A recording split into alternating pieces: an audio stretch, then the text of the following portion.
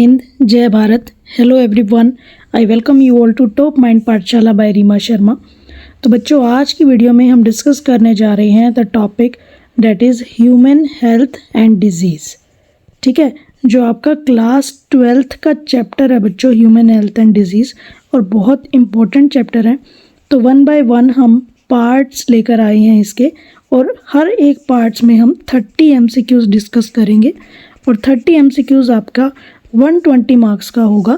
तो जो क्वेश्चन आपका करेक्ट होगा उसके लिए आप +4 लगा देंगे, जो इनकरेक्ट होगा -1 लगा देंगे, और अगर कोई अटैम्प्ट नहीं किया तो वो अलग बात है। तो आप मुझे कमेंट सेक्शन में बच्चों, अपना कमेंट सेक्शन में क्या देंगे, मुझे स्कोर कार्ड ज़रूर देंगे। ठीक है, तो चलिए बिना टाइम वेस्ट किए चलते हैं अपने फर्स्ट क्वेश्चन की तरफ। टॉपिक मैं आपको बता दूं, ह्यूमन हेल्थ एंड डिजीज़ के ये पार्ट 1 है, तो पहला ही टॉपिक है हमारा इम्यूनिटी का।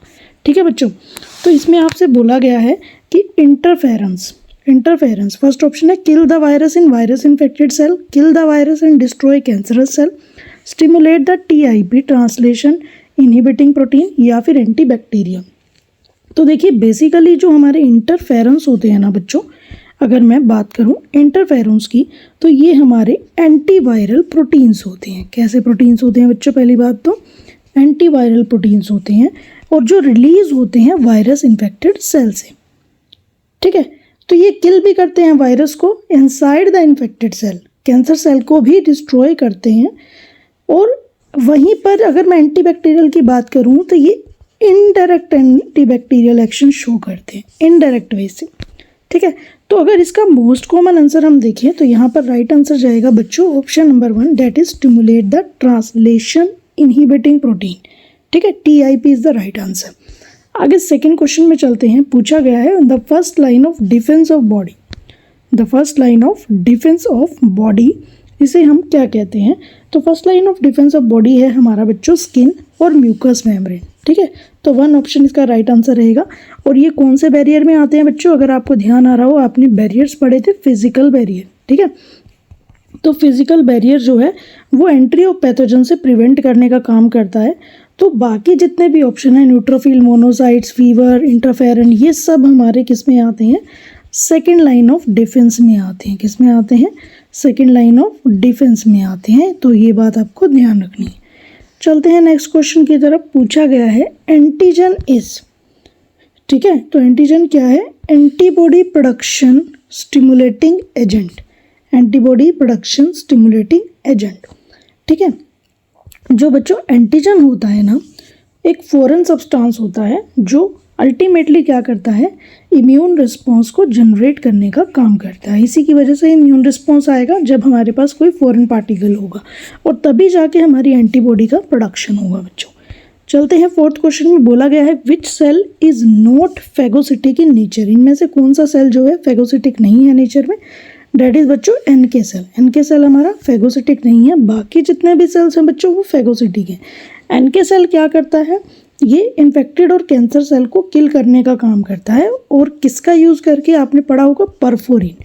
ठीक है, तो फेगोसाइटोसिस यहाँ पर नहीं होती बच्चों। आगे फिफ्थ में बोला गया है cell mediated immunity is provided by, तो यहाँ पे जो सेल मेडिएटेड इम्यूनिटी होती है that is provided by lymphocyte cells. ठीक है, जो T सेल्स होते हैं ना, वो उनकी वजह से हमारी क्या होती है? थाइमस सेल या T सेल। ठीक है, तो ऑब्वियसली वो क्या करते हैं? हमारा सेल मेडिएटेड इम्यूनिटी प्रोवाइड करेंगे। ठीक है, चलते हैं नेक्स्ट क्वेश्चन की तरफ। बोला गया है which is the primary lymphoid organ, इनमें से प्राइमरी लिम्फोइड ऑर्गन कौन सा है? डायरेक्ट बच्चों NCERT बेस्ड क्वेश्चंस हैं, तो बिल्कुल भी घबराने वाली बात नहीं है। NCERT की ही स्टेटमेंट है, तो वहाँ पे लिखा हुआ है जो थाइमस ग्लैंड और बोन मैरो है वो हमारे क्या होते हैं? प्राइमरी लिम्फोइड ऑर्गन होते हैं। क्योंकि आप सबको पता है, देखिए बच्चों, जो बोन मैरो होता है उससे कौन से सेल्स आते हैं? हमारे B सेल्स आते हैं, और वहीं हमारे थाइमस ग्लैंड से जो हमारे किससे कौन से सेल का मैच्योरेशन होता है? T सेल का मैच्योरेशन होता है बच्चों। आगे 7th क्वेश्चन में बोला गया है which antibody is called as secretory antibodies, इसमें से कौन सी एंटीबॉडी को सिक्रेटरी एंटीबॉडीज बोला जाता है? That is called as IgA। ठीक है, तो ये जो IgA होती है बच्चों, ये हमारे सलाइवा में प्रेजेंट होती है, हमारे आंसुओं में यानी कि टीयर्स में प्रेजेंट होती है, और जो माँ का दूध होता है ना, कोलेस्ट्रम जहाँ पर प्रेजेंट होता है तो वहाँ पर प्रेजेंट होती है, तो ऑब्वियसली ब्रेस्ट मिल्क की हम यहाँ पर बात कर रहे हैं। ठीक है, तो ये as a secretory antibody IgA वहाँ पर प्रेजेंट होती है बच्चों। आगे चलते हैं, बोला गया है न्यूट्रोफिल्स एंड मोनोसाइट्स। ठीक है, ये इंपॉर्टेंट सेल्स हैं, ये किस में पार्टिसिपेट करते हैं, तो ऑब्वियसली वहाँ NK सेल के पास तो परफोरिन प्रोडक्शन है, तो वहाँ पर तो होती ही नहीं है फेगोसाइटोसिस। और हमने सेकेंड लाइन ऑफ डिफेंस में पढ़ा था कि उनके अंदर क्या होती है, फेगोसाइटोसिस होती है। ठीक है, तो लास्ट क्वेश्चन में भी हमने देखा था ये क्या करते हैं, इनगल्फ कर लेते हैं और या फिर पैथोजन को डाइजेस्ट कर लेते हैं, और उसकी वजह से फिर क्या होती है, हमारे पास इनेट इम्यूनिटी स्टार्ट हो जाती है।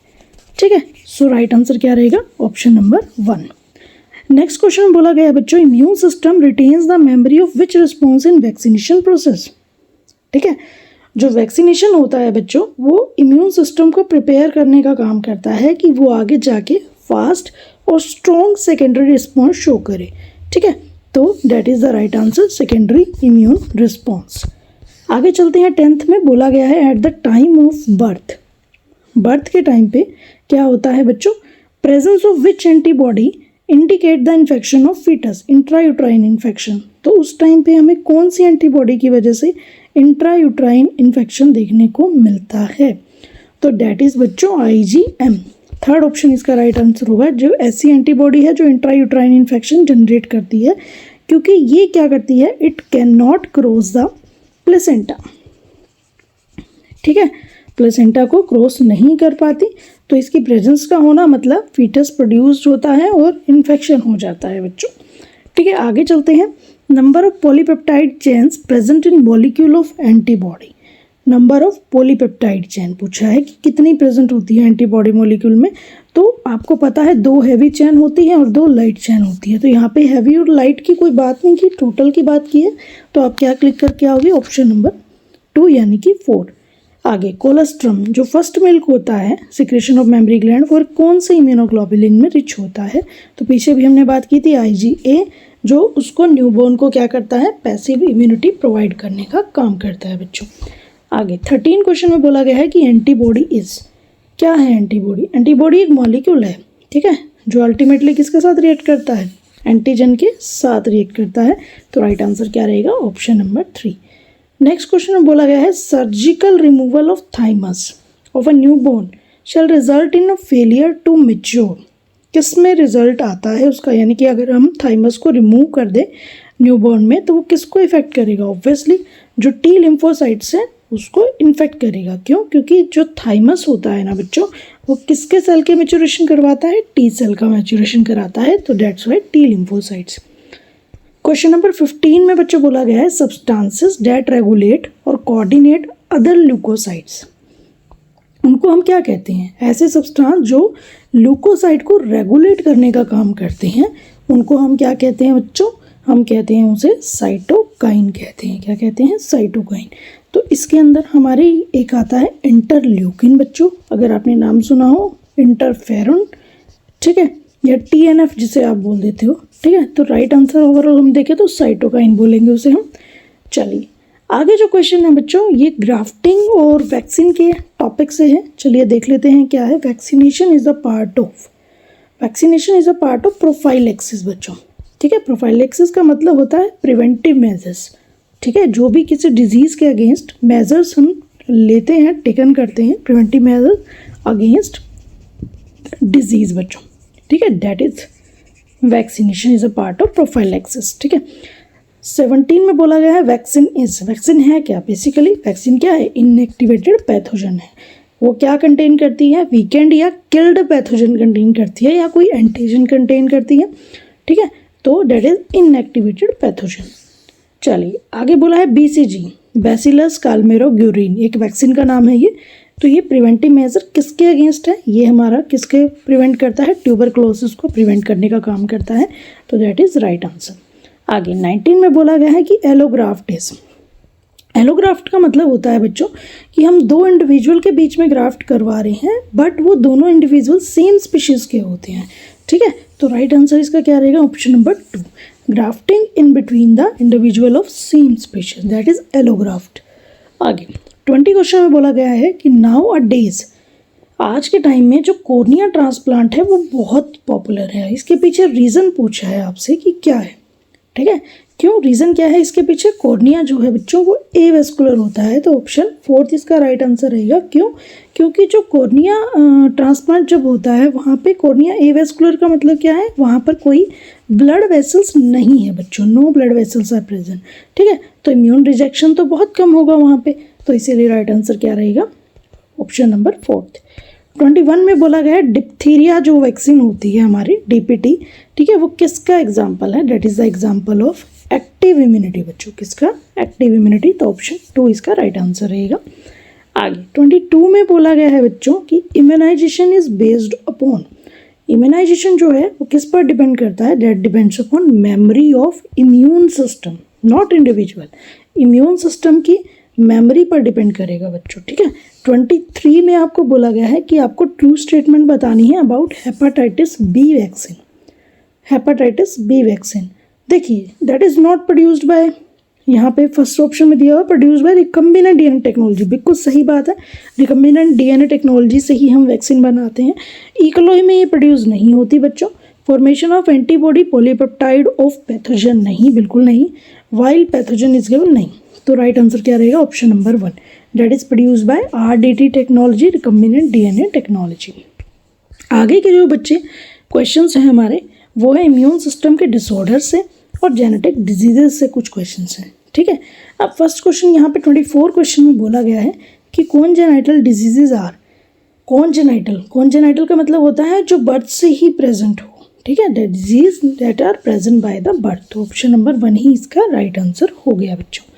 आगे नेक्स्ट 25 में बोला गया है इंडिविजुअल है एक जिसका कैरियोटाइप क्या है, जिसके पास 45 क्रोमोसोम्स हैं बच्चों, ठीक है, 45 क्रोमोसोम, 44 जिसमें ऑटोसोम्स हैं और एक हमारे पास सेक्स क्रोमोसोम है, तो उस इंडिविजुअल में कौन सी एबनॉर्मेलिटीज़ है, ठीक है, इसे फीमेल डिसजेनेसिस भी कहते हैं या फिर और क्या कहते हैं उसे, ठीक है, फीमेल डिसजेनेसिस बोला है तो डायरेक्ट हमें बता दिया, फीमेल डिसजेनेसिस भी बोल दिया तो इजी और हो गया आपके लिए ये, दैट इज़ टर्नर सिंड्रोम बच्चों, है ना, क्योंकि वहाँ पर क्या होते हैं 45 क्रोमोसोम होते हैं, यानी कि XO होता है वहाँ पर, ठीक है, 45 क्रोमोसोम और XO होता है, दैट इज टर्नर सिंड्रोम, और फीमेल डिसजेनेसिस वहाँ पर होती है बच्चों।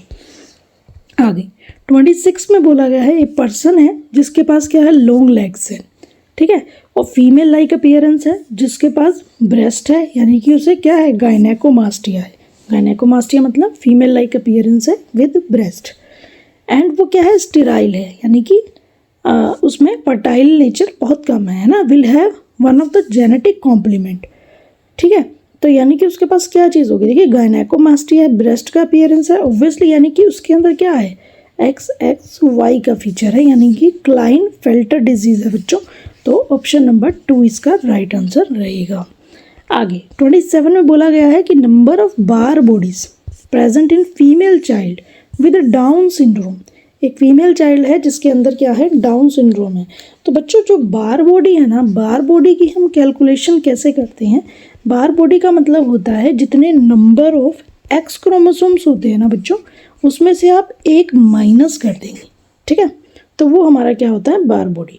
तो डाउन सिंड्रोम है तो XX है, ठीक है, तो 2 ही XX है उसके पास, डाउन सिंड्रोम वाले के पास, ठीक है, तो ऑब्वियसली 2 में से एक माइनस करेंगे तो कितनी बार बॉडी बनेगी, एक बार बॉडी, तो राइट आंसर क्या रहेगा, ऑप्शन नंबर 2 इसका राइट आंसर रहेगा बच्चों।